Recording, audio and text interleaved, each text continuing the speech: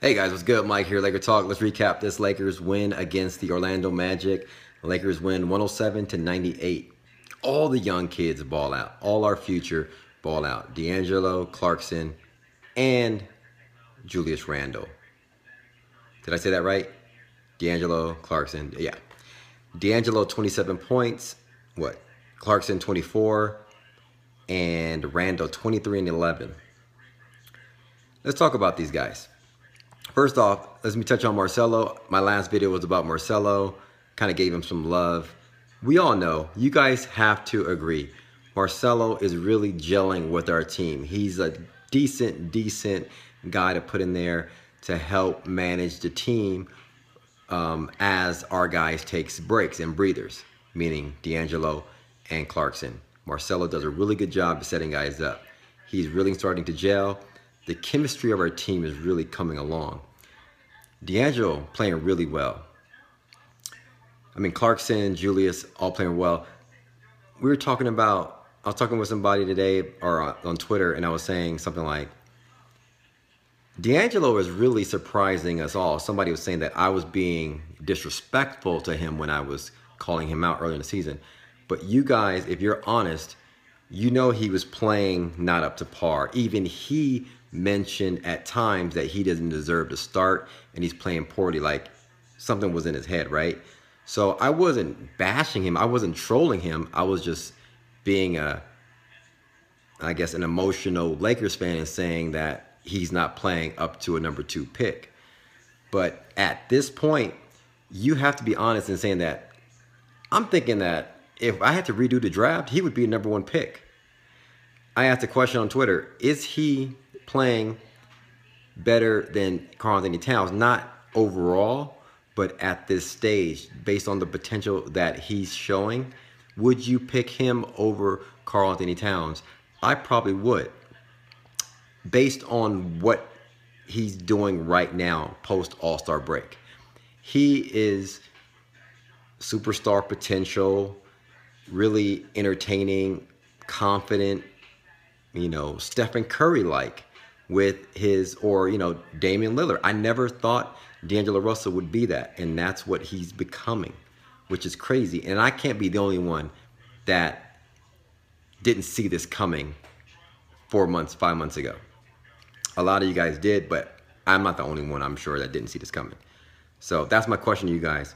Would you pick D'Angelo over Karl-Anthony Towns if you had to redo the draft again? I would, based on how he's playing and based on what I see now. Having said all that, Lakers are playing really well. Chemistry is starting to boil, starting to gel. And somebody's talking about on Twitter, and I touched on this, I said, if Lakers continue to play like this, you got to give, honestly, this turnaround, you got to give Byron Scott some credit, right? When I'm wrong, when I talk about people and when they turn around, I'm always honest and give them credit. When we sucked, guess what? Byron Scott is to blame. So when we're winning and chemistry is gelling and his new Princeton motion offense with moving the ball around is starting to gel, and he's working with, he's put D'Angelo back in the starting lineup, and this is turning around, and we're starting to look like a decent team. Obviously, it starts with our offense. Everybody's gaining confidence on the offensive end, which also leads to the defensive end. Okay, if you're playing well offensively, then you're going to have another pep in your step on the defensive end. So it all starts with the ball movement, I think, and that all gets credit to Byron Scott and whatever new motion offense that he's put into play.